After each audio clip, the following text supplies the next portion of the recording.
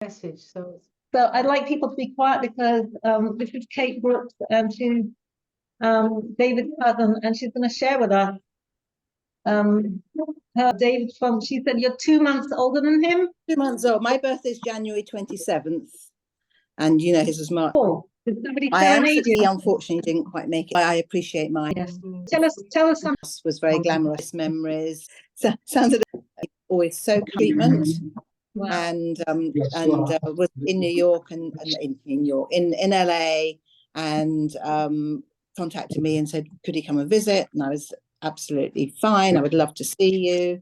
And it was just very nice that he did that, because obviously, you know, LA, even though he's here on business, you know, I'm sure he was very busy, but he was just so lovely, and it was lovely to see him and share all those memories. And he had exactly the same smile, exactly the same laugh, little cheeky twinkle in his eye, and it's just very, very sad that he's not here for everyone to enjoy still. So you know. Well, what's lovely to hear is that you saw the same David 60 odd years later, or 55 years later, and you still saw the same person. Yeah, absolutely. Yeah. Right. Yes.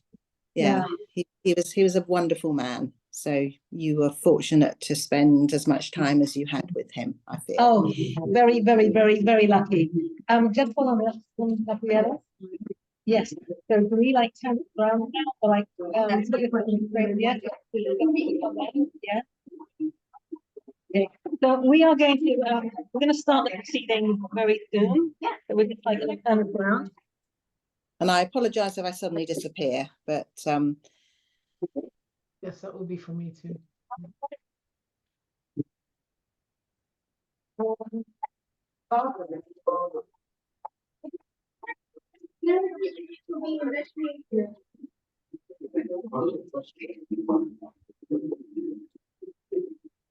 You need stuff and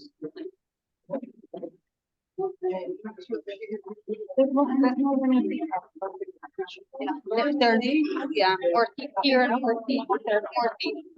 And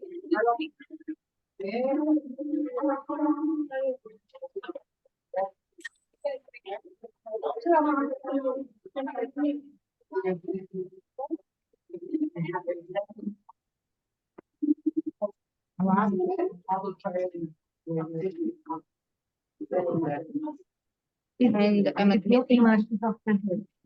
yeah, exactly. This, yes.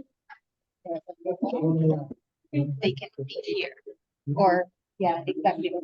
And for me, Hi everyone.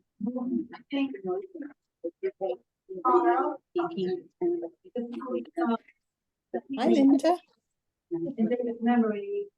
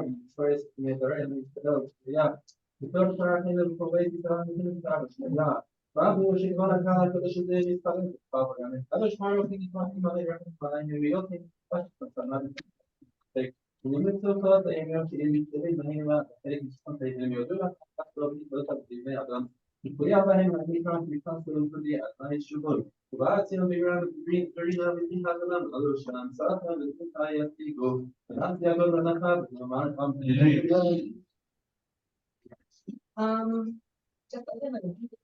People on the Zoom meeting. Gabriella?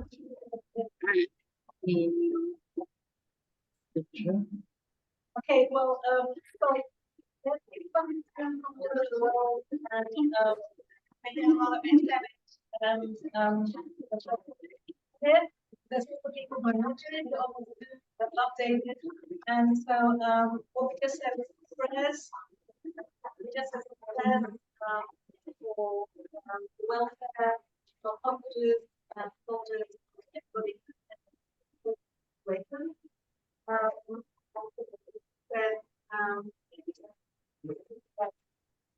The Almighty, hear our prayers like many things on in our direction. I'm just going to introduce you now to our who is our good friend David. And he's going to when somebody passes away, things with their soul, not learning, studying, getting closer to reminds me, getting closer to the reason why we're here as well, to help the soul of the person who passed away. And so Baroque has been learning in this way, and he's now going to just finish. It's going to be in Hebrew, so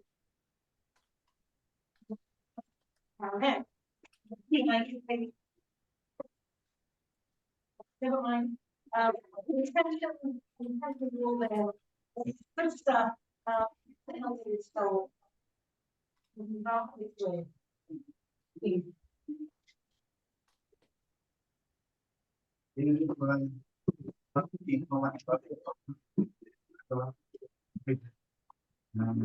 Become first.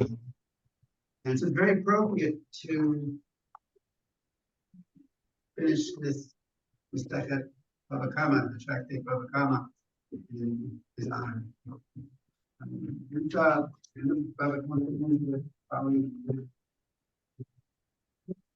You might also think that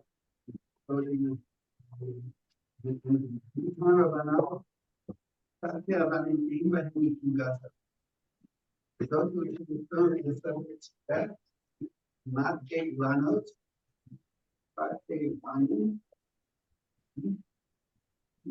they right. That one day we're good. Not doing.